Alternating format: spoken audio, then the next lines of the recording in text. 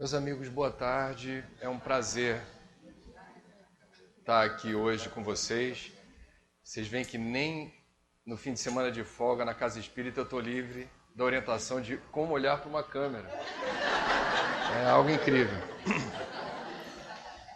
Bom, o assunto que nos traz aqui hoje, ele alude a situações do nosso cotidiano. Ele é, portanto, um assunto da modernidade, situações do dia a dia, que nós vamos aqui promover uma reflexão. Desde já eu peço licença para algumas digressões, algumas reflexões, sem a pretensão de estar falando verdades absolutas, daí porque depois a gente vai abrir para pergunta ou questionamento. Mas o tema que nos traz aqui hoje, o assunto, para refletirmos juntos, quais seriam os principais desafios do espírita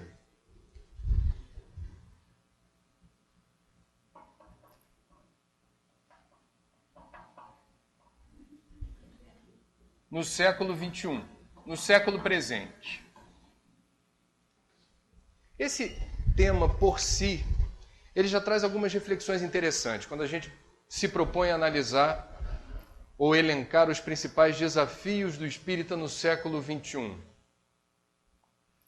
Primeiro, o tema supõe que os desafios do momento não seriam os mesmos desafios dos primeiros espíritas, os pioneiros do século XIX, de mais de 150 anos atrás.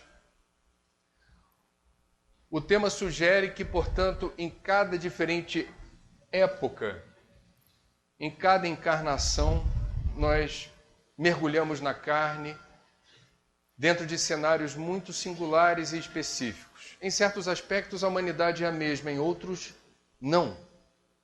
E o mundo, nos últimos 150 anos, mudou muito. Portanto, talvez uma das funções ou pretensões dessa reflexão seja a gente se situar melhor, enquanto espírita, nos dias de hoje, no Brasil, no lugar, no perímetro onde estamos situados, reconhecendo o terreno em que estamos pisando, reconhecendo as singularidades do nosso momento presente aqui e agora. Isso faz diferença. Portanto, estamos reconhecendo e vamos tentar ao longo da conversa determinar quais são as singularidades, as especificidades que dizem respeito ao nosso tempo. E, enquanto espírita, cabe a mim reconhecer esse território para desempenhar bem aquilo que se espera de mim.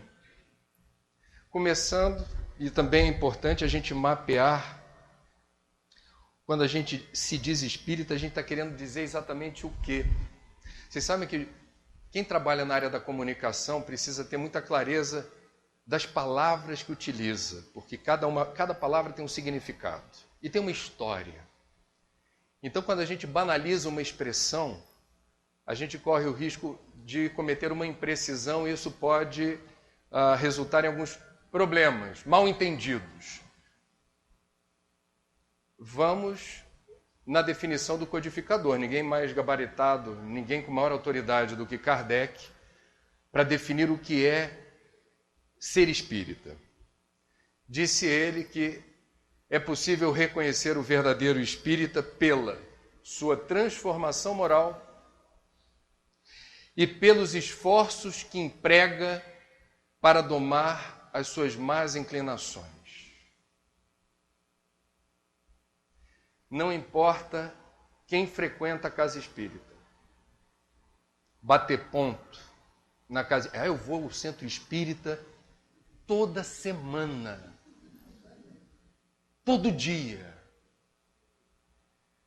Bom para você. Entretanto, isso não automaticamente o credencia ou o habilita a afirmar-se como um verdadeiro espírita. Eu já li todas as obras básicas, toda a série psicológica da Joana, todas as obras de André Luiz, e estou avançando e devorando toda a biblioteca, além de frequentar o centro. Parabéns. Obviamente, você está aumentando enormemente o estoque de conhecimento a respeito do que a doutrina nos revela. Entretanto, isso também não o credencia a afirmar-se como um verdadeiro espírita. Vocês estão alcançando a dimensão e a responsabilidade daquilo que se depreende da definição dada por Kardec. Porque muitos de nós poderá frequentar o centro, poderá estudar a exaustão, entretanto, isso poderá eventualmente não resultar na nossa transformação moral, pelo contrário, alguns de nós poderá se envaidecer, compartilhar uma erudição espírita. Você sabia quando Divaldo, pela primeira vez, teve contato com Joana? Ok, pode ser algo interessante dentro da história do espiritismo, do movimento espírita. Entretanto, não é isso que nos distingue.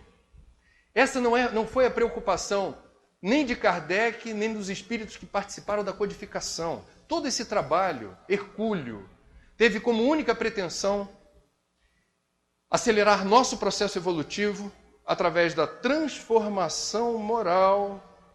Não é fácil, é muito difícil. O Espiritismo oferece ferramentas preciosas para a nossa transformação moral, mas a gente pode, uma encarnação inteira, se dizer espírita. Sou de família espírita, estou sempre na casa espírita, eu sei de cor e salteado todas as perguntas e todas as respostas do Livro dos Espíritos. Não foi André Luiz que revelou em um de seus livros que existe um lugar no umbral reservado aos espíritos?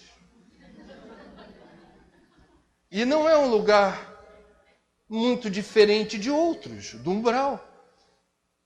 Lá estão os espíritas que se diziam espíritas, que estudaram a doutrina, que participaram eventualmente de atividades da casa espírita, entretanto, não conseguiram avançar um passo sequer na direção que importa, que é aquela que o codificador sinalizou.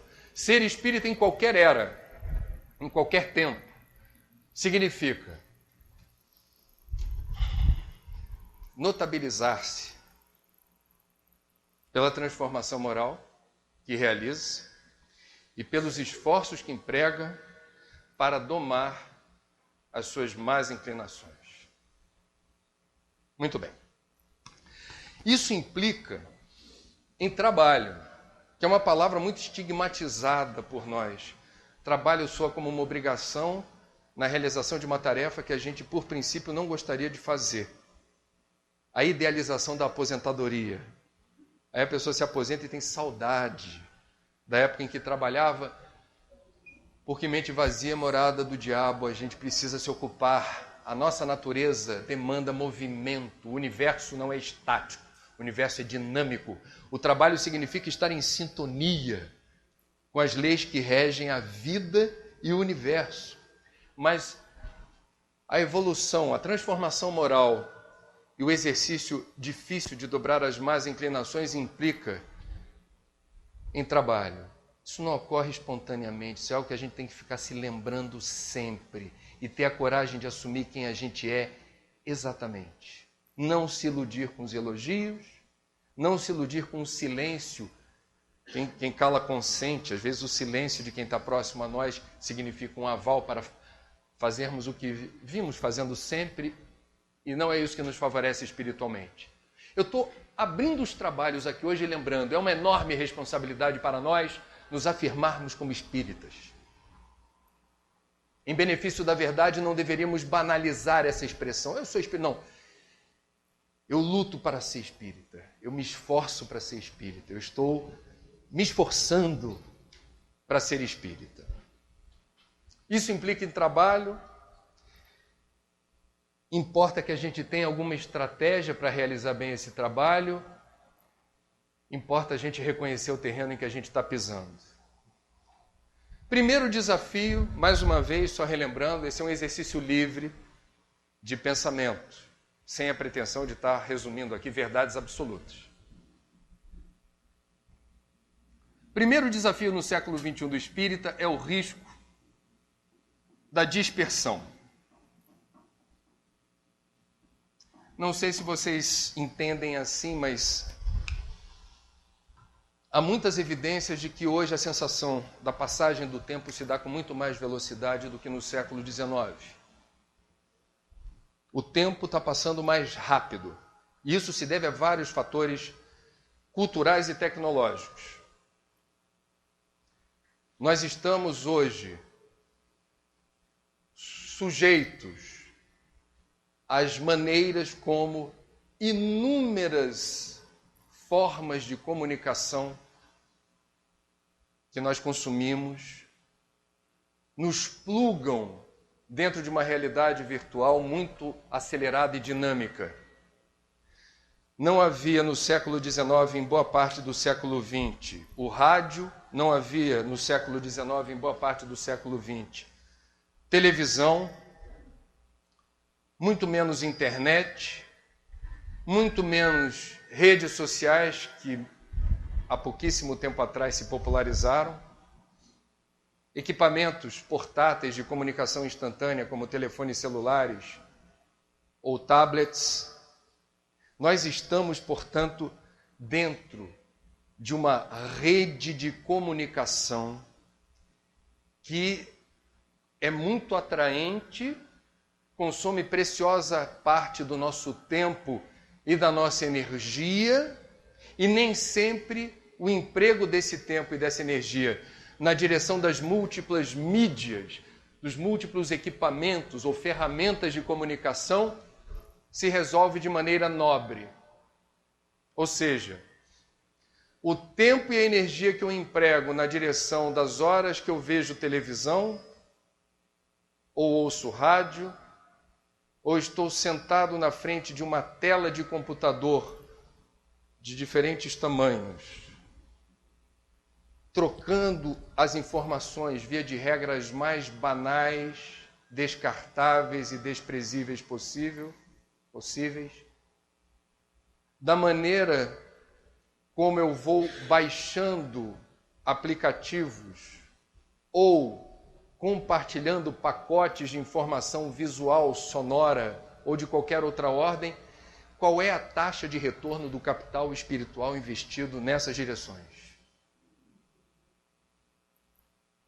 Pode ser excelente, pode não ser. Essas ferramentas por si não são nem boas, nem más. São apenas ferramentas. A pergunta fundamental que no século XXI, considerando a enorme popularização dessas ferramentas, que são altamente demandantes de tempo e de energia de cada um de nós, a pergunta-chave é: que uso fazemos delas e em que medida elas propiciam o agravamento de estados dispersivos? É quando o tempo passa e não volta. Tempo e energia são dois recursos naturais não renováveis. Não volta. Nós estamos aqui por um tempo determinado, que não sabemos qual é. Importa que a gente consagre parte expressiva desse tempo e de energia para a função primordial da encarnação em que estamos mergulhados. Promover a nossa evolução. Ah, mas tem a hora do lazer? Claro que tem. Tem a hora do relax? Evidente que tem, precisa ter. O que ocorre, e por pesquisa se afere isso, vamos pegar o exemplo da televisão, eu não vou estigmatizar o meio em que eu trabalho, mas apenas lembrar que por pesquisa feita no Brasil, pelo IBOP, se descobriu que a média de tempo que as crianças brasileiras estão assistindo televisão supera 5 horas por dia.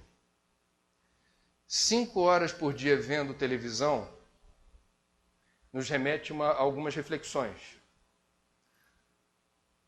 A televisão ela gera um efeito amortecedor. Ela entrega tudo mastigado para você. A televisão não troca. Ela dá e você assiste. Para a criança, nós temos um problema interessante que é a avalanche de apelos publicitários, que no Brasil, ao contrário de outros países, não há qualquer regulação da publicidade voltada para a criança. Em boa parte dos países, por exemplo, do hemisfério norte, existe o cuidado de você ao fazer propaganda de brinquedo, de alimento ou de roupa para a criança. Essa publicidade deve ser, por lei, dirigida aos pais ou responsáveis, porque eles têm fatores de proteção à forma muito voraz com que a publicidade mobiliza corações e mentes. O feitiço de uma boa campanha publicitária, nos adultos, em tese, encontra uma armadura que é a da razão. Ainda assim, não se resiste com muita facilidade a certos apelos de consumo. A criança é epidermicamente emotiva. Ela sensorialmente absorve como uma esponja qualquer apelo publicitário. 5 horas ou mais de televisão por dia significa um bombardeio enorme de apelos publicitários, fidelizando o novo consumidor. A dispersão na direção da atração da matéria ou dos produtos e serviços que a publicidade oferece, como se a gente tivesse aqui a passeio, como se a única função da vida fosse acumular bens e posses. A ONU publicou dias atrás uma pesquisa muito interessante. No mundo hoje nós temos mais pessoas acessando telefones celulares, 6 bilhões de pessoas, do que irmãos nossos com acesso a saneamento básico, 4 bilhões e meio de pessoas. Eu estou dando um número que expressa a voracidade com que esses equipamentos que nos interligam entre nós mesmos e com outras coisas alcançou a civilização moderna. Nós temos 6 bilhões de pessoas com aparelhos celulares e 4 bilhões e meio de pessoas que têm saneamento básico. E um detalhe curioso, 1 bilhão e 100 milhões de pessoas fazem suas necessidades fisiológicas a céu aberto no mundo. Isso é mais de 5 vezes a população do Brasil. No século XXI, fazem suas necessidades fisiológicas, ou seja, não tem banheiro. Quando vocês entrarem no banheiro, a partir de hoje, e acharem que o banheiro está velho, tadinho, o banheiro está precisando de uma reforma, nossa, esse mesmo banheiro que eu entro há não sei quantos anos, manda uma vibração positiva para o banheiro dizendo 1 bilhão e 100 milhões de pessoas nesse mundo não têm o que eu tenho. Há um outro desafio presente na forma como a gente está plugado na informação. Mais uma vez, é evidente que eu, como jornalista, não vou denegrir a função social que a comunicação tem. A comunicação ajuda o mundo a avançar. O problema é o uso que a gente faz da ferramenta. E aí eu vou reproduzir uma frase aqui de um famoso comunicólogo, ex-presidente da Biblioteca Nacional lá do Rio, Muniz Sodré, refletindo sobre a maneira como a gente consome informação. Abre aspas. A multiplicidade dos fatos informativos não resulta no aperfeiçoamento do cidadão, nem em seu conhecimento sobre o mundo. Quanto mais você é informado, diz ele, do inessencial, é a expressão que ele usa, menos você sabe sobre si mesmo e mais você é controlado pela lógica do medo. Eu acho essa frase do Muniz Sodré muito interessante para a nossa reflexão. Eu vou repetir. A multiplicidade dos fatos informativos não resulta no aperfeiçoamento do cidadão, nem em seu conhecimento sobre o mundo. Significa dizer, quem é bem informado não necessariamente conhece ou está devidamente instruído, confortável por saber como se resolve a dinâmica das coisas, do mundo, da cultura, do universo onde estamos, um conhecimento do processo histórico, civilizatório. Você pode ser muito bem informado e estar apavorado. Você não está conseguindo resolver na sua cabeça que mundo é esse. Informado. A multiplicidade dos fatos informativos não resulta no aperfeiçoamento do cidadão, nem em seu conhecimento sobre o mundo. Quanto mais você é informado do inessencial, menos você sabe sobre si mesmo e mais você é controlado pela lógica do medo. A primeira lição de sabedoria da história da humanidade talvez tenha sido: conhece-te a ti mesmo. Se a gente está absorvido com uma avalanche de notícias ou de fatos que tentam explicar a realidade em que estamos inseridos e não nos detemos o tempo necessário para o conhecimento de quem somos, de como a nossa mente trabalha, que tipo de pensamento nos acompanha, que tipo de sentimento me organiza ou me desorganiza emocionalmente, eu estou tal qual um saquinho plástico à deriva no oceano. Para o lado que a maré puxar, eu vou. Eu não tenho lastro. E é terrível a sensação de você ir, não na direção que você quer ou deseja, mas na direção que os fluxos e refluxos de um mar de informações inessenciais, informações que rigorosamente não fazem a diferença, entretanto elas requerem energia, fluido vital para serem metabolizadas. Quantas pessoas eu conheço que não suportam mais ler jornal todo dia, cancelaram a assinatura de jornal, ou não suportam mais estar minimamente bem informadas, porque não estão conseguindo deglutir, processar, metabolizar esse conjunto de informações. Em bom português, elas não se sentem bem. Metabolicamente, elas respondem como se fosse um mecanismo de autodefesa. É um desafio do nosso tempo, porque é um convite para que a gente esteja plugado em tudo e absorvendo tudo. Entretanto, e existem algumas pesquisas mostrando, como o ser humano ainda não está preparado para absorver todo esse coeficiente de informação que nos chega. Isso gera alguns problemas de absorção, organização dessas informações. Como é que você segue a tua vida debaixo desse alvoroço? Essa avalanche de informações facilita a nossa dispersão. É como o Google, uma excelente ferramenta de busca. Entretanto, a pergunta não é mais: precisamos acessar as informações que estão por aí. Essa questão já foi resolvida. A pergunta é: acessar o quê? O que importa acessar? Que informação faz a diferença? O que eu preciso saber que me ajude a seguir em frente, me sentindo pleno, em equilíbrio, fazendo as escolhas certas no dia a dia? São as questões que nos desafiam. Ao contrário de 150 anos atrás, a gente tem muito mais conhecimento sobre tudo.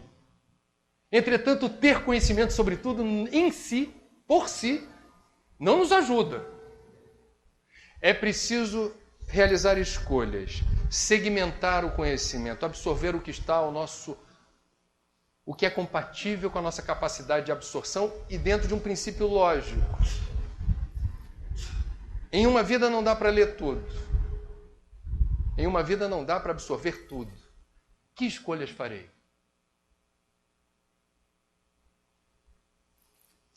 Cuidar da quantidade e da qualidade da informação é fundamental.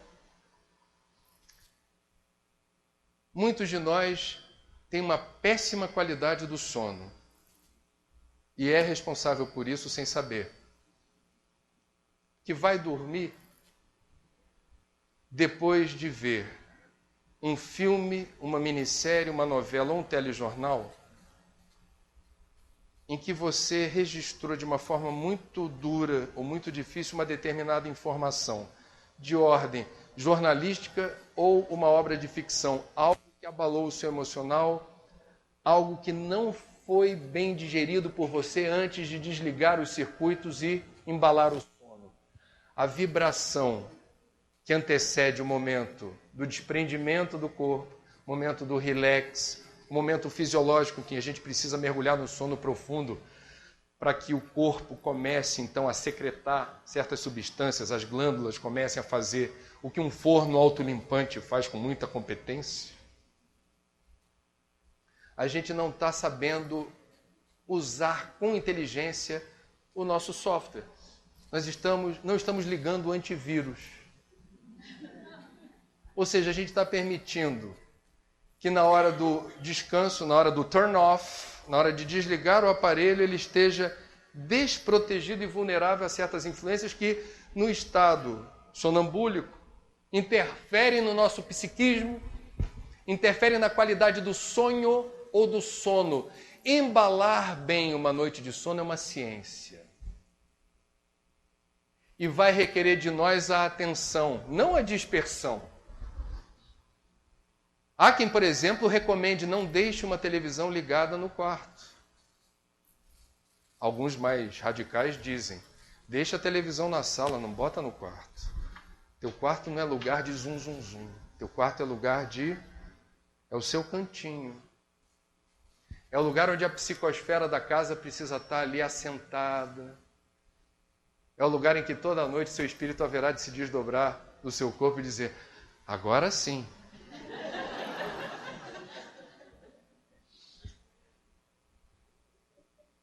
O que a gente vê, o que a gente ouve, as escolhas que a gente faz no nosso tempo livre, as conversas mais ou menos edificantes, a coragem de não ficar no burburinho da fofoca, buscar o outro caminho. Chico Xavier dizia que o maior inimigo do espiritismo é a fofoca. Quantas casas espíritas, supostamente bem organizadas, com as rotinas azeitadas, que realiza caridade, nos bastidores a espiritualidade maior fala, Jesus, perdoa. Porque esse povo, os médios, os voluntários, os trabalhadores da casa estão aprontando ali na surdina dos corredores, nas trocas de informações, o disse-me-disse, está contaminando a psicosfera da casa.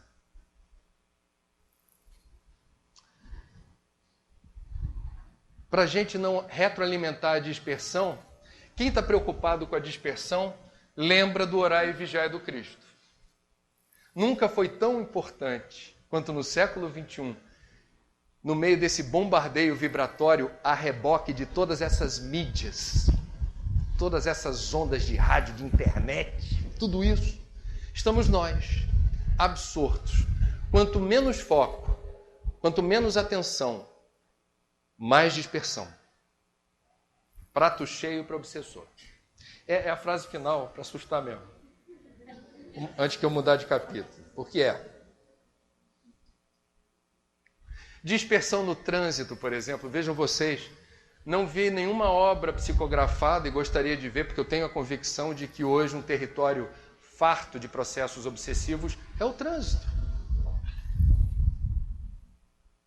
Walt Disney, lá na década de 50, com aquele desenho que o Pateta, ao sentar-se no carro e começar a dirigir, se transforma num monstro, é Jekyll e Hyde. Ele sentado ao volante se transforma num monstro. Vocês se lembram desse desenho? Passaram-se mais de 50 anos, só se agravou essa situação.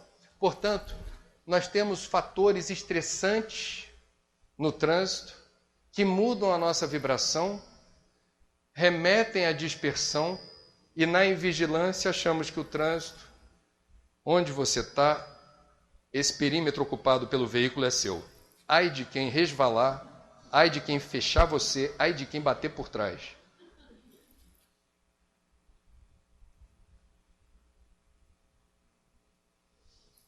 Segundo ponto que nós vamos destacar aqui, a título de sugestão, como outro desafio para o espírita no século XXI, é a capacidade dele realizar autogestão.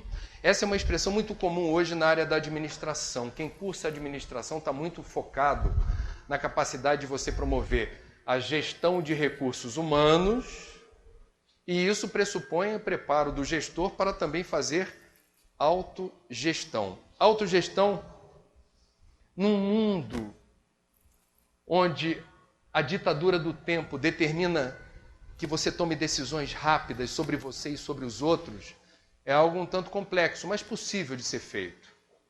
Um pesquisador japonês, eu tive cuidado de pegar o nome dele para quem quiser estudar esse assunto, Tadashi Kadomoto.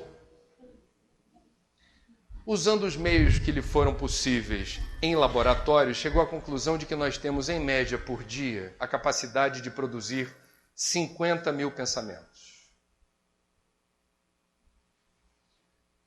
A maior parte desses pensamentos não chega na camada superficial da mente, onde a gente registra conscientemente o aparecimento deles. Nós incessantemente estamos pensando. Isso consome muita energia de nós. E ele coloca os percentuais por gênero de pensamento. É muito interessante. 40% dos pensamentos aludem a questões que não aconteceram e que podem não acontecer. É uma divagação sobre qualquer coisa. E ele vai destrinchando, outros 30% aludem a coisas que já aconteceram e sobre as quais não há o que fazer. Já aconteceram. Aí você já tem 70% da energia mental desperdiçados ou consagrados em relação ao que não aconteceu ou ao que já aconteceu. E algo em torno de 6%, ele vai desmembrando, algo em torno de 6% efetivamente diz respeito àquilo que você está vivenciando aqui e agora. O que é o exercício da meditação? Que Joana de Ângeles, a veneranda em várias obras, sugere que nós espíritas tenhamos mais atenção com a prática da meditação. Em alguns livros ela se detém em diferentes técnicas, da mais simples, que é só prestar atenção na respiração durante algum tempo, a outras técnicas mais sofisticadas, que é você memorizar um mantra, uma palavra, que você fica repetindo a exaustão, até o momento em que você consegue driblar a mente e o mantra consegue projetar você dentro de uma espécie de vazio que, segundo os praticantes de meditação, é algo muito prazeroso, porque você mergulhar no vazio significa estar completamente imerso no aqui e no agora. É uma experiência interessante e que tem um resultado prático, concreto, que é a maior capacidade que você tem, saindo do vazio e voltando para o cotidiano, de focar, de organizar melhor as ideias e de conseguir ter mais capacidade de chegar a conclusões, raciocinar com maior clareza, porque você determinou a retirada do lixo mental. É uma depuração da caixa mental, mergulhando no vazio. O que não é aqui agora não é. E você então consegue se sentir mais confortável. Autogestão significa a gente, com muito pragmatismo, cuidar da nossa energia mental. A meditação nos ajuda nesse sentido. A prece nos ajuda a estabelecer, pela lei da sintonia, uma vibração compatível com aquilo que um espírito que busca a harmonia, busca a tranquilidade, busca a paz, pode encontrar desde que trabalhe para isso. Então nós podemos e devemos nos projetar numa direção que não é essa do burburinho, do aqui e do agora, é a direção em que a gente alcança o conforto mental possível com a ajuda dos amigos espirituais, colocando e projetando a nossa mente num coeficiente vibracional que nos dá muita alegria, muito conforto, muita paz. Consagrar parte do tempo para isso constitui um exercício fundamental para a gente se autogerir com menos displicência. De forma pragmática, o que sabe o espírita? Somos imortais, não morremos. Estamos aqui em mais um capítulo da nossa história. Não estamos aqui por tempo indeterminado. Esse tempo existe. Ele foi determinado antes de nós encarnarmos, a partir de uma equipe estimada em 11 ou 12 amigos espirituais que tem a função de organizar o planejamento da encarnação vindoura. Dependendo do nosso nível evolutivo, nós podemos participar desse planejamento. Existem aspectos determinados sobre os quais não há margem de manobra. O nosso DNA é determinado, seremos filhos de tal pai ou tal mãe, nasceremos em tal lugar do planeta, com maior ou menor predisposição para atividades intelectuais, artísticas. O mapa encarnatório está definido e nele aparece quanto tempo permaneceremos na Terra. O estoque de fluido vital é compatível com esse tempo que foi determinado. Bom, se esse tempo está determinado, importa fazermos bom uso dele. E aí a autogestão é estratégica, é uma palavra cara no meio militar, por exemplo. Militar leva muito a sério a palavra ordem, a palavra disciplina. E em alguma escala a gente precisa aprender com os militares a organizar a nossa rotina, mesmo na qualidade de civis. Significa dizer, para ser espírita, entendendo bem qual é o caminho que eu preciso percorrer, pede-se do espírita que tenha alguma curiosidade ou interesse pelo estudo. Não vale só ter o livrinho Minutos de Sabedoria na bolsa ou na cabeceira. Não é o suficiente. Ajuda. Eu gosto do livrinho. Mas o livrinho não faz por si, não é uma credencial para você se afirmar como espírita. A gente precisa entender o que é a fé raciocinada. A fé raciocinada é aquele que eu estou entendendo quais são as leis que regem a vida e o universo, como se dá, que Deus é esse que todo mundo fala, como é que o espírita explica Deus, o que é lei de causa e efeito, o que é reencarnação, só existe vida na Terra, como se resolve na dinâmica das reencarnações a pluralidade das existências. Isso não pode só palestra pública, terceirizar a fonte do conhecimento. A gente merece acessar a fonte, ter dúvidas, checar as informações, é isso. O Espiritismo se resolve assim no dia a dia. E quando a gente estuda a doutrina, a gente tem mais coragem de ser espírita. Porque para ser espírita precisa ter coragem. Precisa ter coragem para ser voluntário. Precisa ter coragem para fazer a caridade. É difícil, não é impossível, mas é difícil você ver pessoas no meio espírita que se dispõem a realizar o trabalho abnegado na direção do próximo, se ela não tem minimamente os rudimentos da importância daquilo no seu processo evolutivo. Porque o espírito é o trabalhador da última hora. Os outros compreenderam antes que a caridade é o caminho. O espírita não. Via de regra, nós pegamos carona no bonde do século XIX do espiritismo porque fomos fisgados pela razão. Aí não tem jeito. Em outras vidas, eventualmente, tivemos contatos, até, se não diretamente com os primeiros cristãos, com alguns apóstolos, né, com alguns seguidores de Cristo que viram Jesus, que falaram, com alguns avatares, com alguns missionários que desceram na terra. Eles fizeram a parte deles, nós não. Desculpa a franqueza, mas é o que se diz. Nós, espíritas, temos o trunfo da fé raciocinada. Para que serve a razão? Para nos dar coragem de seguir na contramão do que hoje, normalmente, a gente vê a juventude muito preocupada. O que fazer com o seu tempo vago? Invista em você. Faça todos os cursos de línguas. Sabe inglês? Não é o suficiente. Fala francês? Também não é suficiente. Fala chinês, mandarim. É por aí que vai. Fala alemão. É por aí que vai. Conhece todos os rudimentos da computação? Eu sei fazer Excel, não sei o quê. Não é suficiente. Tem que fazer mais. Tem curso superior? Tenho, sou formado em comunicação. O cara vai dar uma gargalhada na tua comunicação? Nem se exige mais diploma de jornalista. Você precisa fazer outros cursos. Tem alguma pós-graduação? Mestrado? Não, precisa fazer. MBA? Não, precisa fazer. MBA? Não, precisa fazer. Reparem como a tendência hoje para você ser valorizado no mercado de trabalho, isso a gente ouve de pai, de mãe, de avô, de avó, todo mundo dizendo, aproveita o teu tempo para quê? Para investir em você. Faça o máximo para quem? Para você. E aí vem alguém com um discurso de caridade, falando, vem cá, você reserva parte do seu tempo para alguma obra assistencial, para ser voluntário? Cuidado, hein? Não deixe isso pegar, não. Você vai se prejudicar.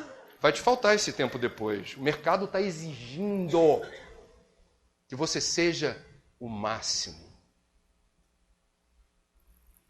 A ditadura do Deus mercado. E a gente precisa estar ligado no quê?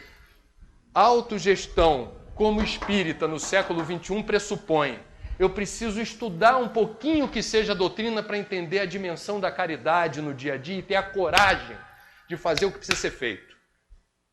Nós estamos aqui nesse planeta ainda porque o nosso estoque de egoísmo, de orgulho, de vaidade, de inveja é tamanho que não nos habilitamos ainda a reencarnar nas Pleiades. Essa é a nossa casa no condomínio celestial. Não fale mal dela. Ela é perfeita para você.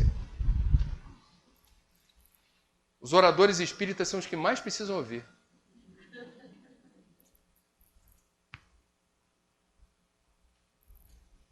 Autogestão é fundamental, em última instância, para a gente ter a coragem de fazer o sacro ofício.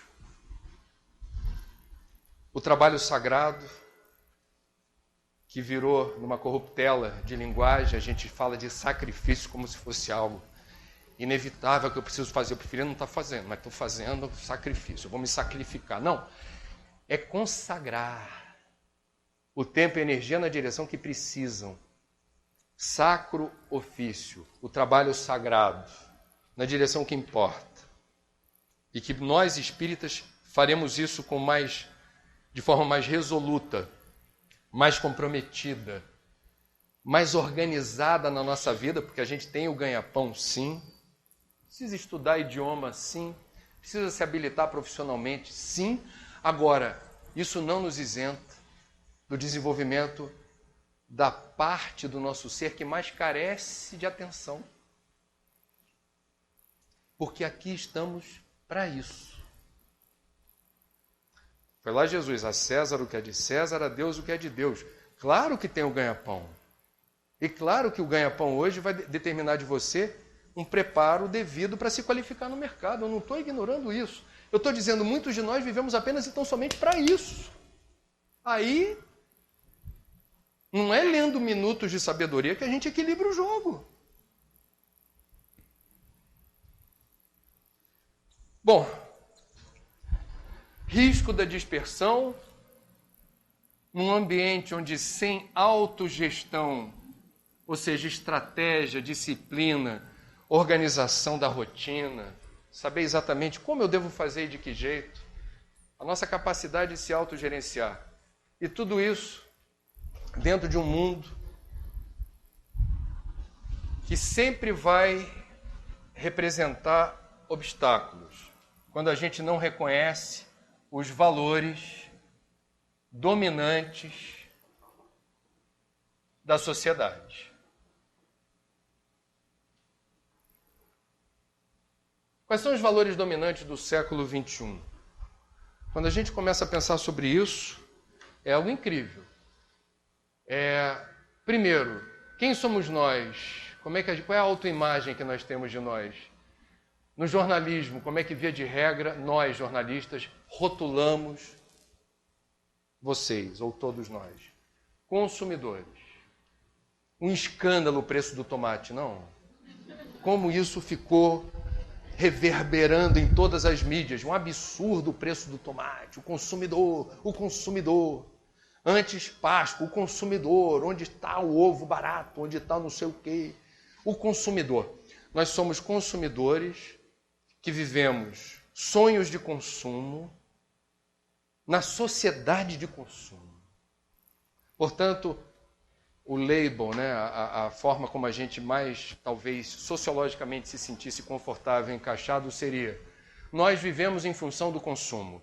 Muitos jovens fazem suas escolhas profissionais não em função da vocação, mas em função do que podem ganhar naquela profissão. Não seja, você vai fazer teatro, vai fazer música, você tem que fazer engenharia, o Brasil precisa de engenheiro. Você tem que fazer concurso para a Petrobras. Vocação Vocação, é que nem casamento antigamente, mas eu não amo ele. Você vai amar com o tempo. Você vai se acostumar. Casa, nada como dia a dia para dar liga. Hoje em dia, muitos de nós testemunhamos ou vivenciamos dentro de casa um dos valores dominantes da sociedade, que é o direcionamento das escolhas profissionais ou de vida em função da empregabilidade e principalmente do salário que se possa ganhar. Nada contra quem pensa assim, eu respeito. Só temos um problema. Primeiro, não dá para ser feliz trabalhando no que não se gosta. Você tem que pactuar com você algum prazer, mesmo que por força das circunstâncias, por pura necessidade, esteja trabalhando com algo que você não gosta. Você vai ter que negociar com você todo dia ao acordar às 5h30 da manhã e dizer assim, por que eu vou levantar da cama e vou trabalhar? Você vai ter que negociar com você e descobrir algo que faça sentido para você estar operacional, disposto para realizar aquele trabalho. Agora, quando você direciona a sua vocação apenas na direção do que lhe vai lhe dar de rendimento, você está sendo muito sinérgico e compatível com o valor dominante da sociedade hoje, que é: eu trabalho para ganhar o meu salário, eu ganho o meu salário para consumir, eu consumo para ter, possuir, acumular, ter, possuir, acumular. E um dia dizer, eu cheguei lá, eu sou feliz, eu estou realizado. Por quê? Porque eu tenho, eu possuo, eu acumulo. Eu posso ter um carro zero, eu posso ter a roupa que eu quero, eu posso ter o iPad, o iPod, o iai, que me der na telha. E me afirmo como cidadão realizado pela capacidade de ter, possuir, acumular. Quando você vai em Santo Agostinho, Evangelho segundo o Espiritismo, ver característica dos mundos primitivos. Passamos por lá já, tá, gente? É que a gente esqueceu. Diz Santo Agostinho, característica predominante do mundo primitivo: apego à matéria. Um dos maiores desafios do espírita no século XXI é não estacionar onde ele já tirou nota, se não 10, a nota suficiente para passar. Significa, consumir menos não é apenas possível, é absolutamente necessário. E esse discurso é subversivo. O estranhamento que isso causa, às vezes, na casa espírita, talvez seja o mesmo que os católicos tiveram quando o novo Papa, em sucessivas demonstrações de renúncia a tudo aquilo que lhe seria de direito, dos aposentos no Vaticano, passando pelo carro que lhe serviria nos translados do dia a dia, etc., etc., a indumentária, etc., ele, ao adotar o nome de Francisco, assumiu um compromisso tão sério quanto nós quando nos afirmamos como espíritos. Portanto, o consumismo é um desafio do nosso tempo. O consumismo não existia nem enquanto expressão ou fenômeno sociológico na época de Kardec. Não existia expressão consumista na época de Kardec. Não existia shopping center. Não existia publicidade como ela está hoje, disseminada na época de Kardec. Portanto, esse apelo voraz ao consumo do não necessário não existia como hoje na época de Kardec. Esse é um desafio dos espíritas do século XX, pós-guerra, e dos espíritas do século XXI. Precisamos estar atentos, porque é uma armadilha moral. Se eu me deslumbro com a posse, a aquisição, a acumulação de bens, eu posso desencarnar em situação difícil porque eu me iludi com o que é perecível e descartável. Eu me senti irremediavelmente atraído com o que é perecível. E eu fiquei ligado, magneticamente ligado, me afeiçoei. Acreditei nos comerciais. O culto ao individualismo, que é sinérgico com o consumismo, é você pensar sempre, não em primeiro lugar, mas sempre apenas no que lhe convém, no que seja importante para você. É a incapacidade de um marido prestar atenção nas demandas da mulher ou dos filhos, ou da mulher prestar atenção nas demandas mais urgentes do marido e dos filhos.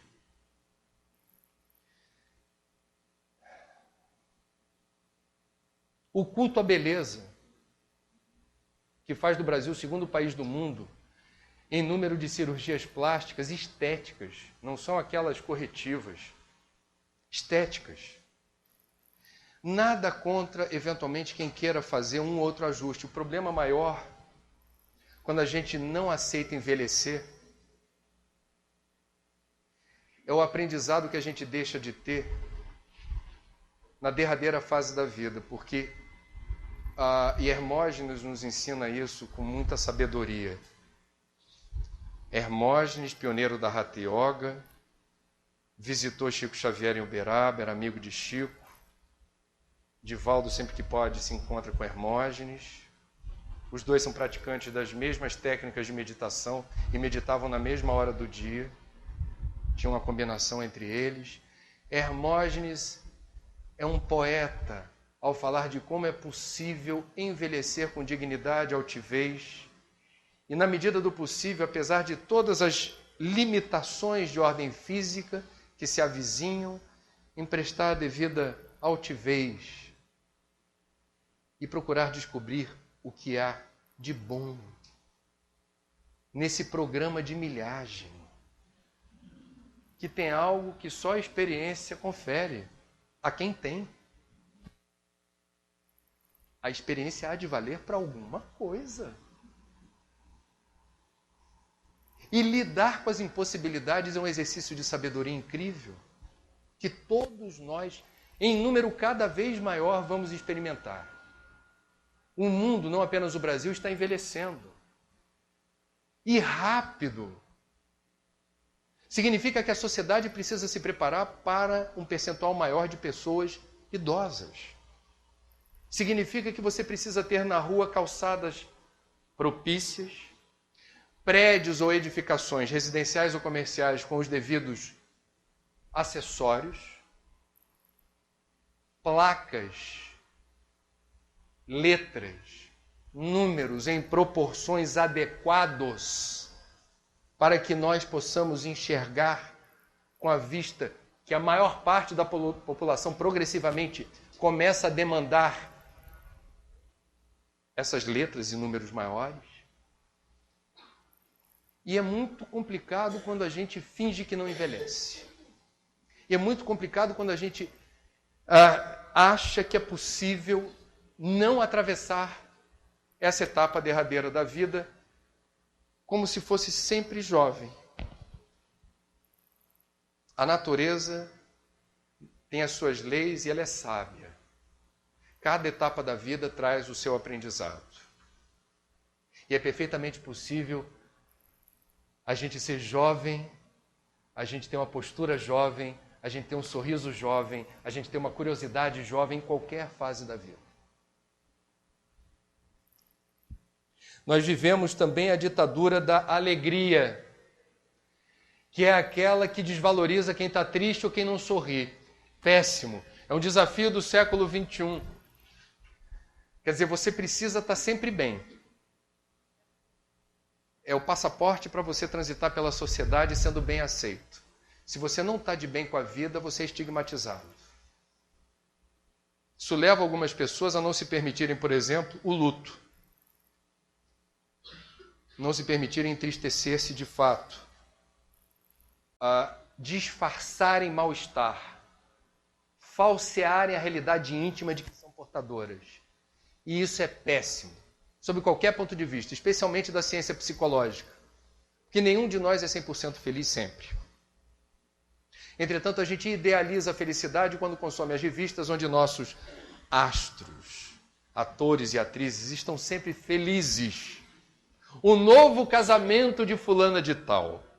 Cicrano apresenta seu novo closet.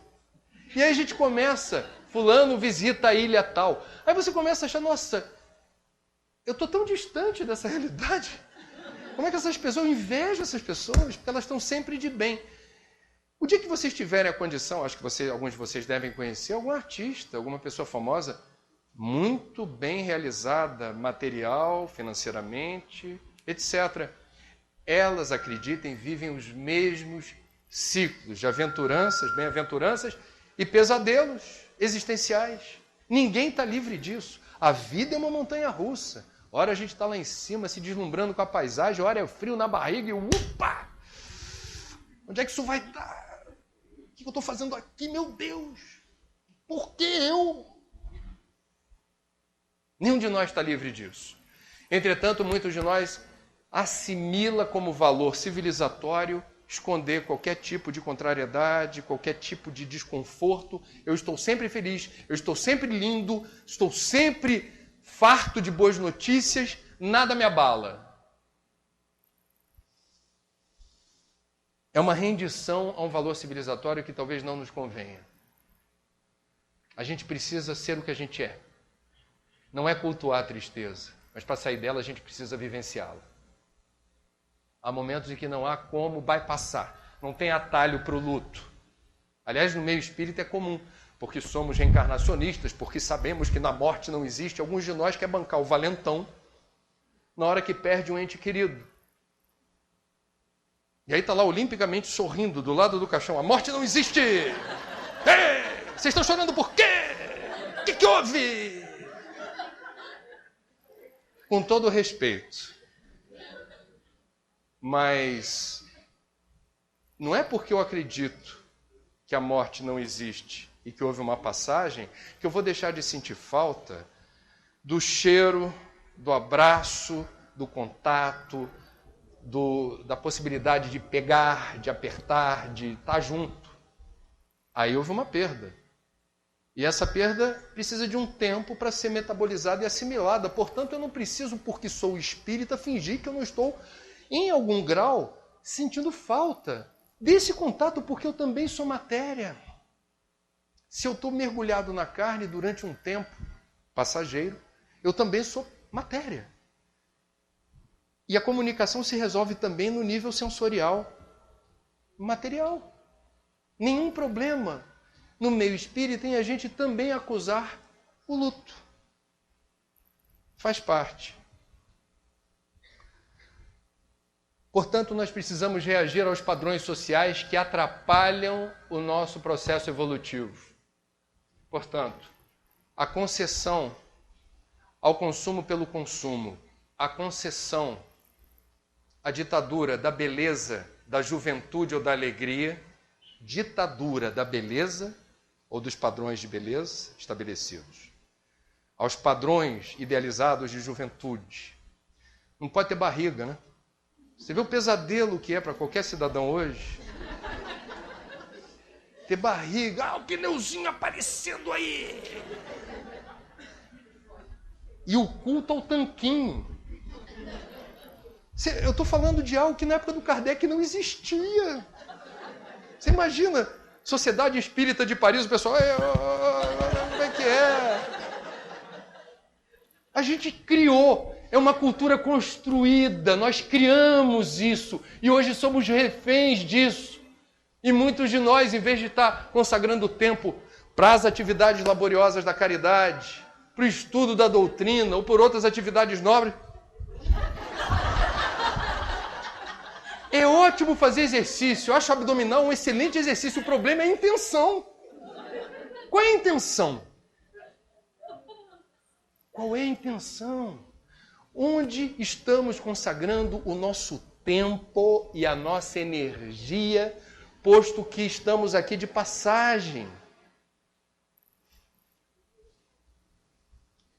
E eu fico às vezes preocupado nesse ambiente da academia, quando você persegue obsessivamente a estética de um corpo perfeito, quando esse corpo já não está vinculado ao espírito, e ele foi objeto de tanta veneração, sacrifício, exercícios contínuos, e você se percebe depois dizendo, nossa, a minha vida terminou, e o que eu estou deixando para trás foi a razão da minha vida. Não foi uma ferramenta, não foi, como se diz na Umbanda, o cavalo, que permitiu que eu seguisse em frente. Não, foi a razão da minha vida, que está agora se transformando em outra coisa, uma matéria orgânica que as leis determinam que ela se desdobre em outras direções. É para isso que eu trabalhei tanto. É para resultar nisso. Bom, uma outra questão que nos desafia nos dias de hoje é um ambiente que eu vou chamar livremente aqui, me perdoem a expressão que me ocorre, religião de resultados.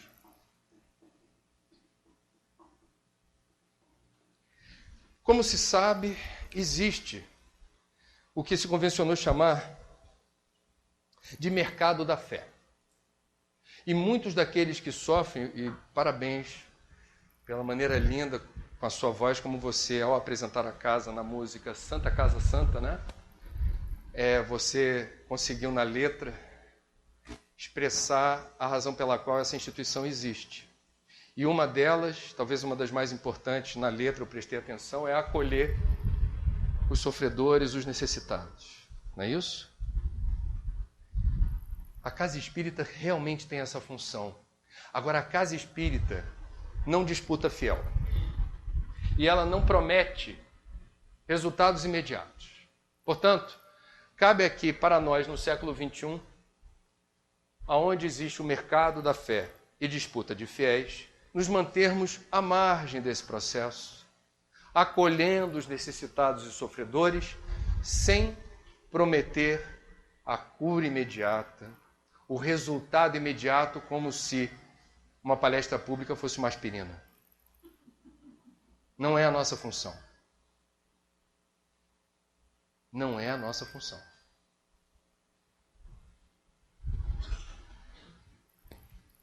Embora muitos procurem no Espiritismo um resultado imediato por uma questão de honestidade e de credibilidade da doutrina, com a mesma atenção que a gente deve dispensar a quem entra na casa espírita procurando ajuda,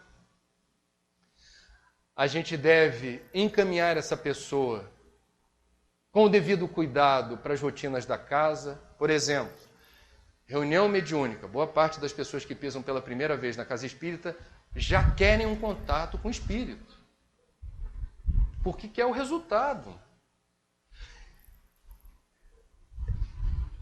Os protocolos de segurança que as instituições espíritas adotam determinam que haja, antes de qualquer atividade ligada à sessão mediúnica, que essa pessoa minimamente conheça os rudimentos do espiritismo, como a casa explica a vida, a morte, o que é mediunidade. O que acontece quando isso não é bem respeitado? Um psicólogo pernambucano, orador espírita, agora não estou me lembrando o nome dele, eu conheci ano passado, num seminário que participamos juntos, ele fez uma brilhante palestra dizendo que uma paciente dele, ele é psicólogo e é espírita. Ele disse que certa vez adentrou o consultório uma mulher muito perturbada, que estava há semanas sem tomar banho. Se não me engano, 3 semanas sem tomar banho. E ele, com muita delicadeza, ao desvendar as razões pelas quais ela estava tão refratária à ideia do banho, ela falou: eu fui levado a uma casa espírita por uma pessoa conhecida, que eu estou vivenciando um problema, e a palestra toda, o orador falou que onde estivermos, nunca estamos sós.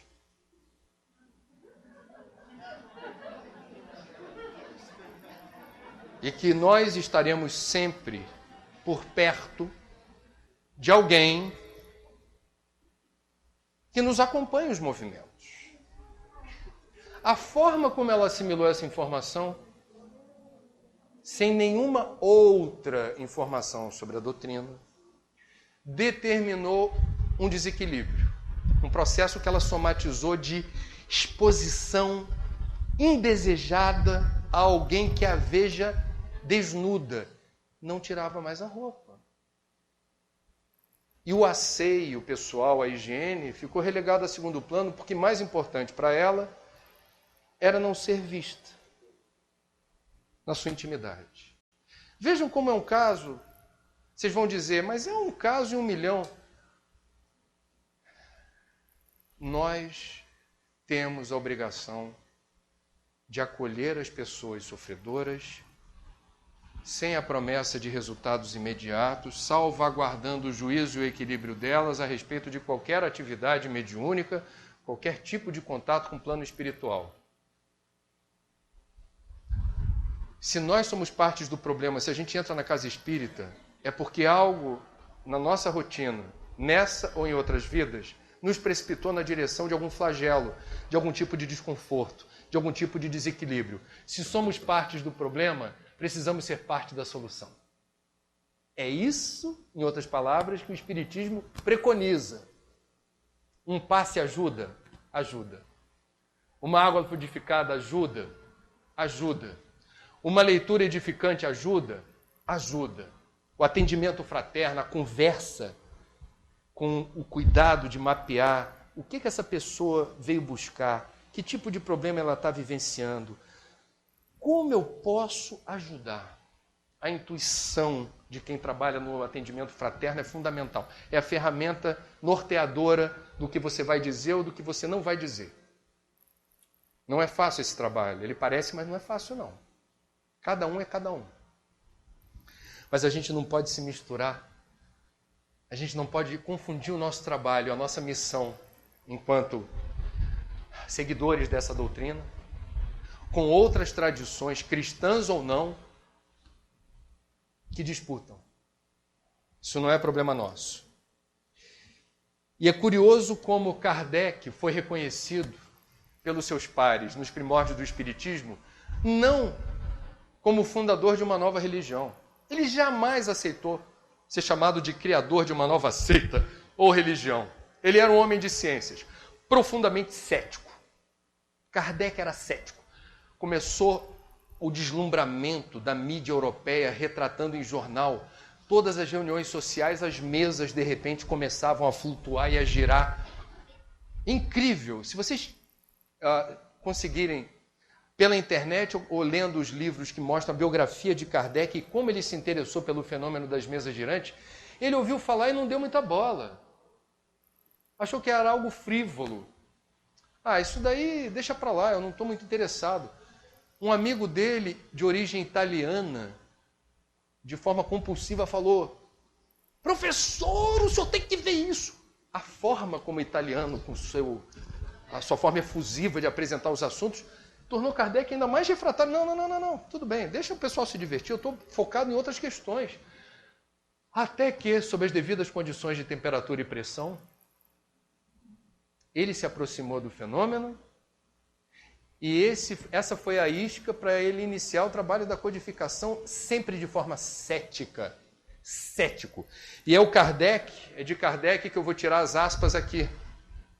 O Espiritismo não se constitui em uma religião a mais, visto que não tem cultos instituídos, nem igrejas, nem imagens, nem rituais, nem dogmas, mitos ou crendices, nem tampouco hierarquia sacerdotal.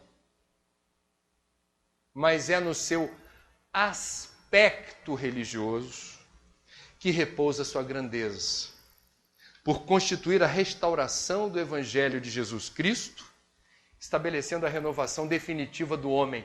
Nós somos uma filosofia espiritualista que tem um aspecto religioso que lhe empresta nobreza. Está no nosso DNA.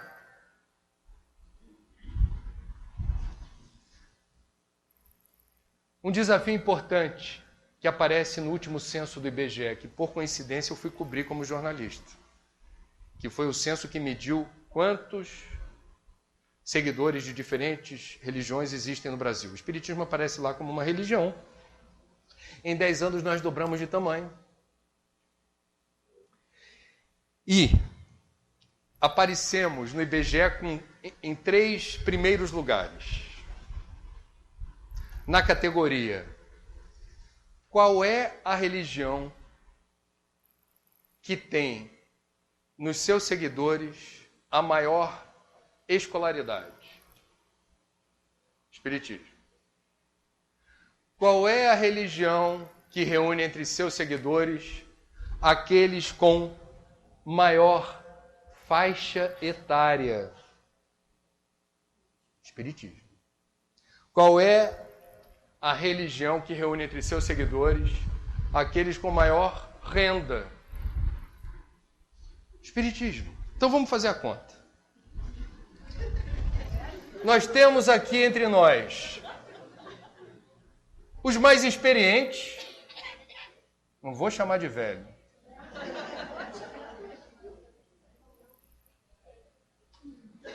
os mais, eu não vou chamar de ricos, vou chamar de abonados.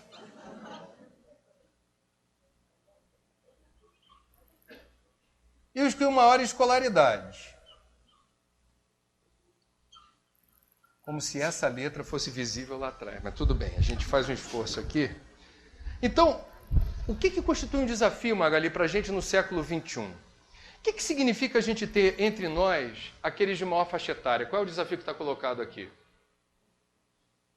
Talvez a gente precise fazer algum tipo de reflexão sobre se temos hoje competência para acessar os mais jovens. Há algum problema em acessar os mais jovens? Estamos no movimento espírita com algum tipo de obstáculo para nos fazermos entender em relação aos mais jovens? Eles estão se sentindo atraídos? Eles estão confortáveis na casa espírita? Ou as mocidades espíritas estão se sentindo valorizadas nas suas respectivas instituições? Porque é muito comum a gente ver em algumas casas o seguinte: tem a hora do jovem lá, mocidade, sábado, domingo, fica lá vocês, pode ficar lá. Nas atividades mais nobres da casa, chamam o jovem para fazer um ou outro procedimento que dá trabalho, organiza lá as cadeiras, traz a comida, lava a louça, limpa tudo. Agora, a participação nobre, aonde o jovem pode discutir os rumos, chama, vai ter o espaço lá do garotão da mocidade. Diz aí, o que você acha? O que a gente pode fazer de diferente? Planejamento de 2014. Aí o conselho dos sábios, né, na casa dos mais antigos, os mais experientes, uma vaga, talvez, para uma mocidade. Nem que seja para ele já ir se enturmando e dando o recado. Peraí, posso dizer uma coisa aqui? Acho que não é nada disso. É importante o contraditório. Outro desafio, nós estamos reunindo entre nós no Brasil, estamos na liderança do ranking dos com maior renda. Portanto, indiretamente, talvez nós estamos reforçando um estigma de sermos uma doutrina, uma filosofia espiritualista ou uma religião elitista. Então, constitui talvez um desafio para nós no século XXI nos perguntarmos, posto que a maioria do Brasil não está com dinheiro sobrando, qual é o esforço eventual que a gente precisa fazer na direção de quem não está com dinheiro sobrando? É possível isso ou não é possível? Nos interessa ou não nos interessa? É uma questão ou não é uma questão? Certamente é um desafio. Por último, mas não menos importante, nós reunimos entre os espíritas, segundo o IBGE, o grupo que tem o maior número de anos de estudo. Isso faz algum sentido quando a gente fala de fé raciocinada, a demanda pelo estudo, etc. Nem todos nós gostamos de ler.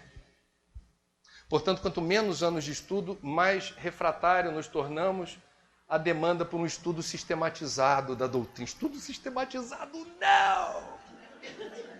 Né? Há quem tenha alergia à ideia de ler. Entretanto, há como, num primeiro momento, chamando para a casa espírita, quais são as primeiras obras, eventualmente, que a gente vai apresentar para os neófitos? Como é que a gente dialoga e não oprime quem vem para a casa espírita falando só que tem que ler, tem que ler, tem que ler, tem que ler, como eu fiz há pouco? Como é que você tenta harmonizar isso, apresentando livros que não são tão grossos ou não têm um palavreado, vernáculos, expressões tão difíceis? E aqui eu estou entrando num outro desafio correlato a esse, que é o da linguagem. Um desafio para o espírita no século XXI, talvez seja, estou colocando isso como hipótese, a capacidade que a gente tem de se comunicar, porque certas expressões que usamos talvez não sejam inteligíveis ou atraentes para quem no século XXI venha se interessar pelo espiritismo. Vou fazer uma crítica construtiva enquanto comunicador, é minha área, eu vou me atrever. Você vender a obra espírita com aquela cara sisuda do Kardec na capa...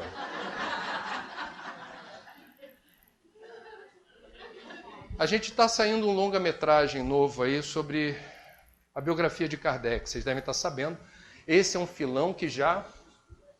Quem quer ganhar dinheiro com cinema no Brasil já sabe que um filão que dá retorno para o capital que for investido são os temas espíritas.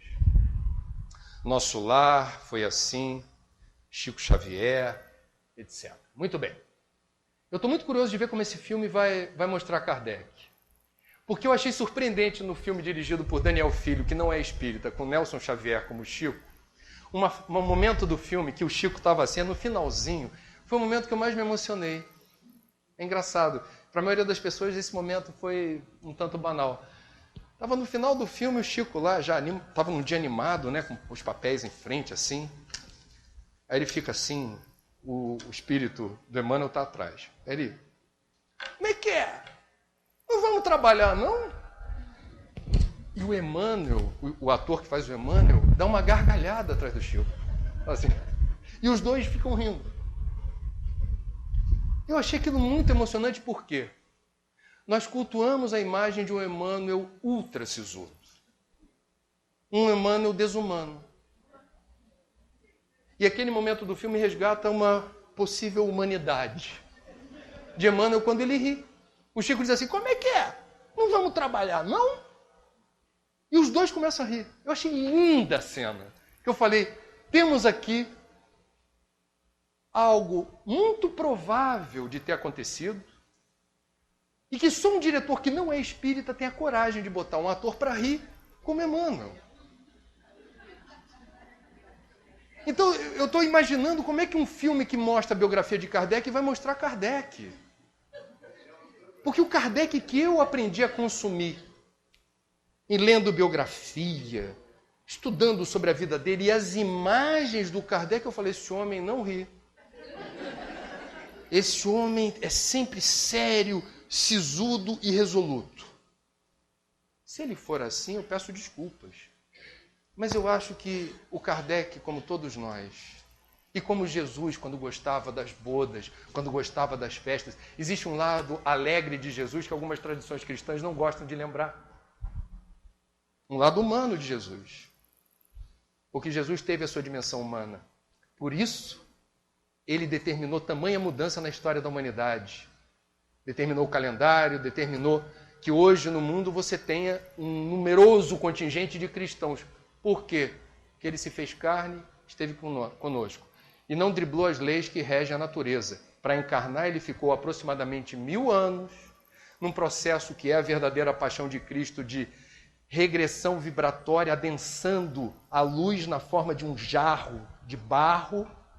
Possivelmente não conseguiria viver mais do que seus 33 anos, tamanha voltagem espiritual desse homem que se fez carne. E se fez carne significa, ele tinha sua dimensão humana. Certamente Jesus riu, deu gargalhadas, brincou com seus discípulos, porque era um humano, era um homem santo, de outra voltagem, de paragens crísticas, não havia necessidade da encarnação, mas ele fez esse mergulho por nós. Prolegômenos é uma palavra que a gente se depara no início do Livro dos Espíritos, que eu fico lembrando, um jovem de 17 ou 18 anos, lendo o Livro dos Espíritos, se depara com a palavra prolegômenos. O que vem por aí? Eu estou fazendo uma crítica construtiva, nada contra prolegômenos, mas eu acho que a gente talvez, Magali, deva preparar o jovem para ler o Livro dos Espíritos. Dizer assim, gente, esse livro é do século XIX, ele foi traduzido do francês, a codificação foi feita por um homem erudito, que teve o cuidado de emprestar credibilidade à doutrina e por isso não dispensou de uma construção linguística irretocável. A preocupação de Kardec para o espiritismo ser levado a sério no século XIX é que ele tivesse credibilidade. Ele não podia escolher qualquer palavra. A construção frasal, a forma de expressar a doutrina deveria ser irretocável.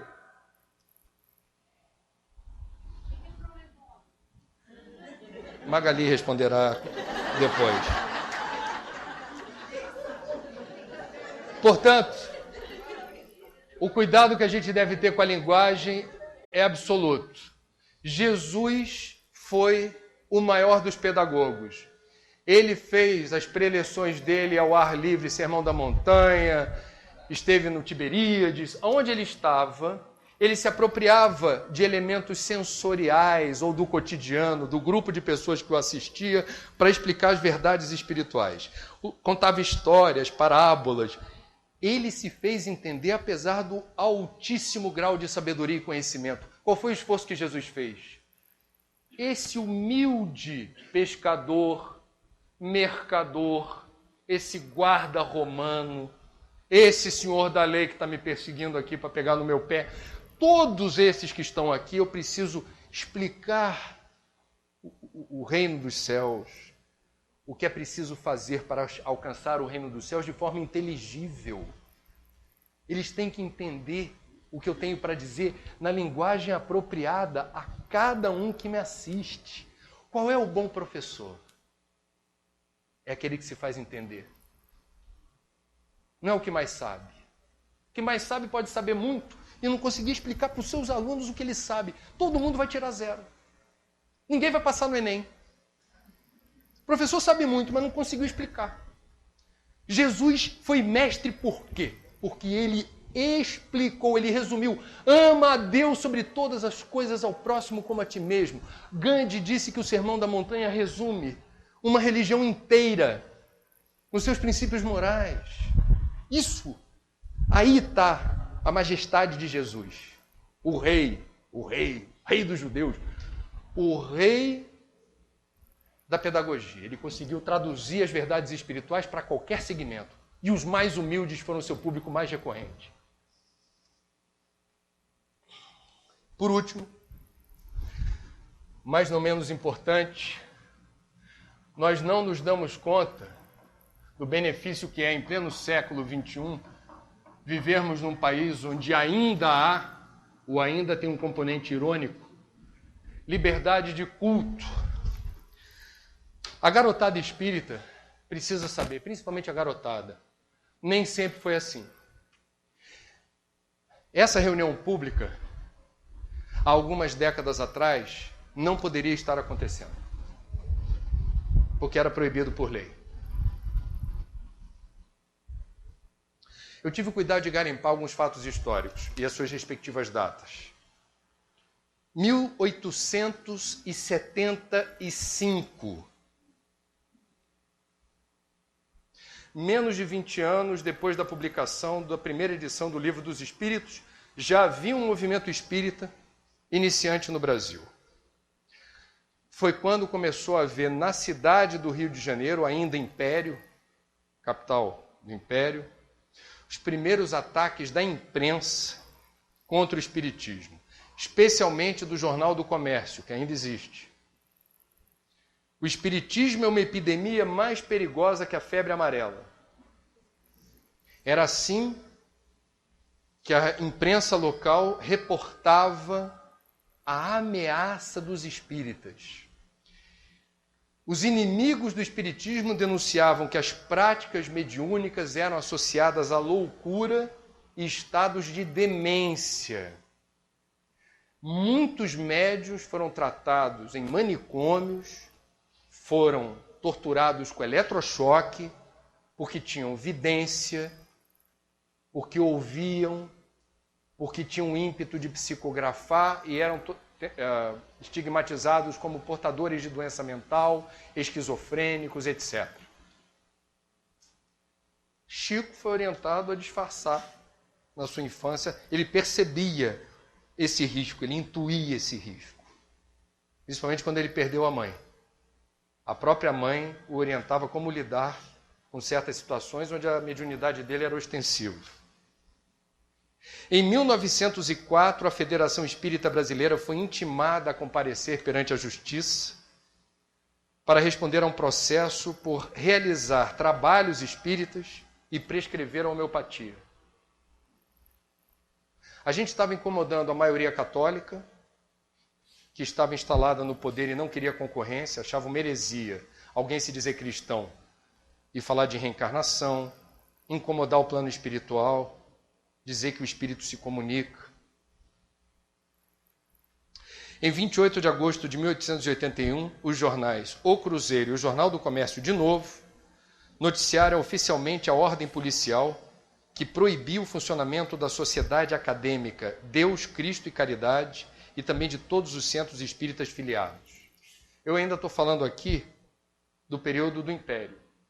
Primeira era Vargas, Estado Novo, a gente teve no Brasil a confirmação de que não apenas o espiritismo, mas todas as religiões afro-brasileiras, porque era tudo o mesmo pacote de mediunismo, bruxaria, apologia à loucura e à demência, era todo mundo farinha do mesmo saco. Em 1937, a sede da Federação Espírita Brasileira e os centros espíritas filiados foram fechados pela polícia. Uma intolerância total contra espíritas e umbandistas. E vejam que os espíritas tinham, sempre tiveram, pessoas no poder. Quem quiser conhecer melhor a história do cristianismo, do espiritismo primitivo, leia o livro do Paulo Roberto Viola, editado pela Lawrence, Barão de Santo Ângelo, o espírita da corte. O Barão de Santo Ângelo é o Araújo Porto Alegre, que dá nome a uma rua do Rio, onde fica o Sindicato dos Jornalistas. Ele era jornalista e chargista à época. Ele trouxe para o Brasil a primeira edição do Livro dos Espíritos. E ele apresentou o Livro dos Espíritos para Dom Pedro II, para a Princesa Isabel. Ele introduziu o espiritismo no poder, na corte. E o livro relata o constrangimento, como isso tudo era feito, assim, na surdina, porque seria um escândalo que soubessem que a família real, que a corte, estava consumindo obras heréticas. Tudo isso aqui eu estou dizendo pelo seguinte: hoje, se nós somos a maior nação espírita do mundo, se o espiritismo em 10 anos, em relação ao número de seguidores, dobrou de tamanho, segundo o IBGE, se hoje as obras espíritas, que sempre foram campeãs de prensagem, as editoras espíritas vendem muito nas feiras do livro, Bienal do Livro, do Rio e São Paulo, os estandes das livrarias espíritas são entupidos de gente. Nós só chegamos a essa condição graças à coragem, à valentia, à resistência, à perseverança daqueles que foram os primeiros espíritas. Portanto, um desafio que a gente tem hoje, quando a gente fala de divulgação do espiritismo, quando a gente fala da necessidade de abrir caminho para que mais pessoas tenham o privilégio de conhecer essa doutrina, a gente deveria fazer por vários motivos, entre os quais honrar aqueles que nos precederam. Porque hoje é fácil. Nem sempre foi assim. E eu digo, a maior parte da história do Brasil, ou da história do espiritismo no Brasil, não foi fácil ser espírita. Eu tenho 46 anos, eu quando era pequeno, eu via como era difícil para as pessoas em reuniões sociais se afirmarem como espíritas. Elas preferiam dizer por vezes: o que você é? Sou cristão. Você não está mentindo, né? Você não é católico, coisa e tal. Mas você não está preferindo dizer que não é espírita. Por quê? Se você diz que é espírita, a pessoa fuzilava você dizendo assim: macumba. Você já era rotulado, estigmatizado, discriminado. Não queria fazer primeira comunhão na escola, o garotinho, na escola cristã. Não vou fazer não, papai não quer. Não quer por quê? Por que você não quer? O que você é? Você é o quê? Espírita? E é espírita? Bullying espiritual. Bullying. Por quê? Porque não é católico, não segue a religião preponderante. Vocês estão percebendo o alcance que eu estou dizendo? A gente não pode cair num comodismo dizendo: Legal, ser espírita é fashion. Espiritismo vende livro, vende novela, vende filme. Não.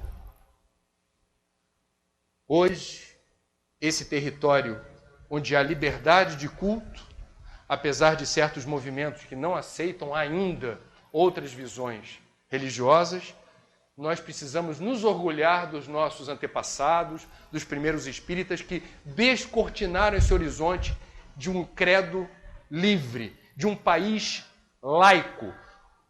No Estado Novo e no Império, o Brasil tinha religião oficial, era o catolicismo. O que não fosse catolicismo era herético. O que ousasse dizer, sou cristão, mas sou espírita, você estava afrontando o poder oficial que era católico. Isso mudou, mas não foi fácil. Isso custou vidas, isso custou reputações, isso custou muito tempo de luta de pessoas que não estão mais aqui fisicamente, mas gostariam de não ser lembradas, mas que a gente tivesse consciência desse processo histórico. Se hoje é mais fácil a gente se dizer espírita, isso se deve a muita luta. Podemos passar para as perguntas?